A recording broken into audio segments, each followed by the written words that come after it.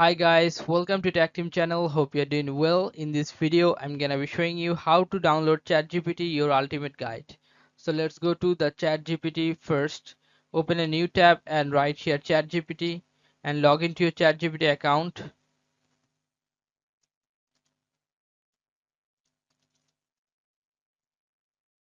This is your ChatGPT account. After login, you will find here top right corner this three dot icon. You have to click on this three dot icon. If you want to download this, follow the steps. And you'll find here save and share. Hover up your mouse on save and share, then you'll find here create shortcut. Just click on create shortcut and you can write here ChatGPT and tick this one open as window. Now you have to click on create.